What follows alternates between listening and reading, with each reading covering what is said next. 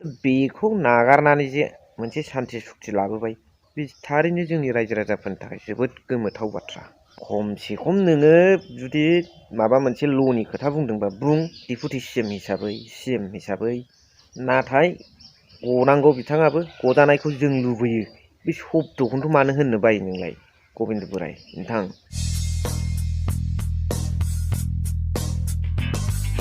मैयानि समाव candle light सावनानै रन्जन दैमारि सारनि थाखाय आर'ज गाबबाय। सोरबा प्रग्राम बेफोरबायदि लानाय जायाखिसैबाबो गावबा गाव न'आव थार गोसोजों इसोरखौ नङा होमबा बेफोरबायदि जेनेबा सोरबाया बहाबा रायजो हिसाबै दिन्थिहैबाय धन्यबाद थेंक इउ। नाथाय सोरबाया बिराद माइ दै खामानि बा गोबां लाइफनि खामानि बेस्थ'नि थाखाय न'आव थाबाय। सोरबा आफा बाथौ बोराइखौ खुलुमबाय, सोरबाया गुबुन गुबुन धर्मनिया गुबुन गुबुन खुलुमबाय फुजिबाय, सोरबाया बेक्तिगत भाबै हारसिङै इसोरनाव थार गोसोजों आर'ज गाबबाय, सोरबाया खामानि मावफुनायावनो एसे इसोरखौ गोसोखांहरनानै आर'ज गाबबाय। आंबो न'आव जोबोद बेस्थ'नि गेजेरजोंबाबो आङो रन्जन दैमारि सारनि थाखाय गोसोजों इसोरखौ गाबज्रिहरदों जाहाथे थाबैनो गथों उदां अख्राङाव बिथाङा फैथों बेखौ हास्थायनानै आं इसोरनाव आर'ज गाबदों। दा जियानो जाया मानो बयबो इसोरनाव आर'ज गाबबाय। दा नोंथांनि न'आवबो इसोरनाव आर'ज गाबनो हायो रन्जन दैमारि सारनि थाखाय नङा होमबा रायजो राजाफोर।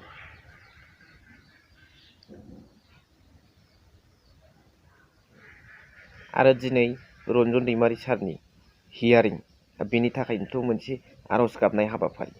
बिनि सिगां नैबे खोथाखौ आं बुंग्रोनो सानदों रायजो राजाफोर। बे गबिन्द बोराय बुंनायखौ हजम हाया मोनदां गाइस नोंथांमोनालाय। गय जादोंलै गाइस निमाहा हो खुलुमो। माने मोनसे जायगायाव आं फुङावनो थांदोंमोन गोजांबोदों दुंखांनायनि गय गोरलै जादां फाथै सुनैजों ज्रोमनो। भिडिअ'बो खेबनाय जादोंमोन ब्लगफोरखौनो आं हगारनाय जालायलांला। मैयानिबो दंमोन माबाया ब्लग लानाया। जाय हक बेफोरखौ दोनथ'नानै आंखौ गय जानायनि थाखाय निमाहा हो।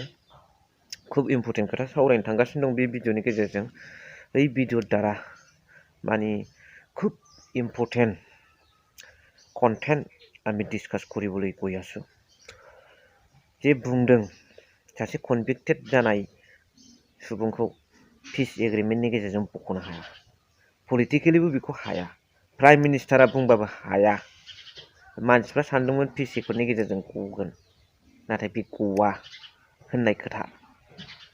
दा बे खोथाखौ गबिन्द बसुमतारी बिथां डिपुटि सिएम सारा मा बुंदों मा एंगेलाव बेखौ नायनानै लाग्रोदो। गोबाङानो बुंदों जे एग्रिमेन्ट जानायखौ बिथाङा गनांगौमोन, खिन्थु एग्रिमेन्ट जाबानो सासे कनभिक्टेड मानसिखौ इजि दिहुननो हाया। आरो बे जिहेतु ल'नि लामाजों थांगोन बेखौ पलिटिकेलि हेन्डेल खालामनो हाया। दिनै सोरबा प्राइम मिनिस्टारा बुंबाबो चिफ मिनिस्टारा बुंबाबो बिथांखौ हगारदो होननांबाबो कर्टआ बेखौ मानिनो हाया। हामजाथारै खोथा। आङो बिथांनि डिपुटि सिएम जाबाय जेला जों बिटिआरनिनो सुबुं बे हिसाबै बिथांनि बुंनायखौ आं नायबाय थायो। रन्जन दैमारिनि सायाव जेब्लानो मोनसे मोजां खबर बा बेखौ लानानै मोनसे केसनि खोथा फैयो अब्लानो बिथांमोननि निउसखौ बिथांमोननि मिडियायाव खोथा बुंनायखौ आं नायबाय थायो।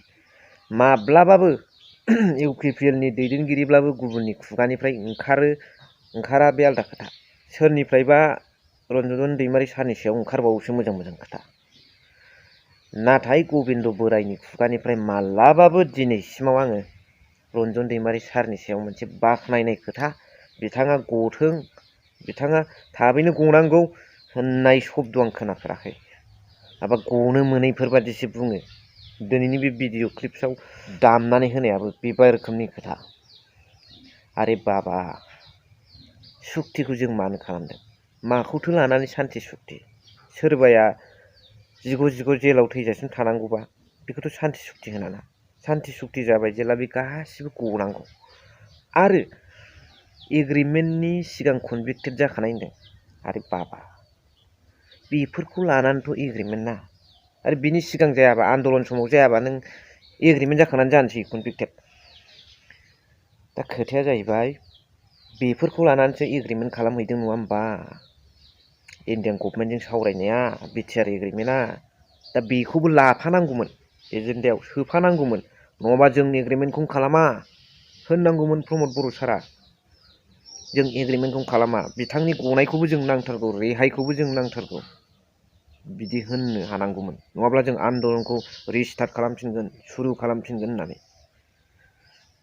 दा बेखौ नागारनानै जे मोनसे सान्थि सुक्ति लाबोबाय बे थारैनो जोंनि रायजो राजाफोरनि थाखाय जोबोद गोमोथाव बाथ्रा आरे बाबा जाय सान्थिखौ लानानै नोंथांमोना दैलिक पेपार कागज मिडिया दामबाय थायो बे सान्थिनि खोथाखौ जों खोनानाय लोगो लोगो जों सानहरो रन्जन दैमारि सारा मानो जेलाव थानांगोन बेबो फैनांगोन उदां अख्राङाव माखौथो लानानै सान्थि सुक्ति बे मोनसे साननाय फैयो नङा होमबा पलिटिकेलाइज हाया होनदों माखासे प्रसेसनि गेजेरजों नारसिननायखौ हायो नोंथांमोन हाया नोंथांमोनाथ' इण्डियाननि पावार स्टारिं बिथांमोनजों लोगोना इण्डियाननि जायफोर पावार स्टारिं टप लिडारफोर दं बिजेपिनि दा पावाराव सोलिनाय नरेन्द्र मदि अमित शाह गासैबो हेमन्त बिश्व शर्मा बिथांमोनजों लोगोआव दंना हायिनि प्रश्नआनो फैया खमसे खम नोङो जुदि माबा मोनसे ल'नि खोथा बुंदोंबा बुं डिपुटि सिएम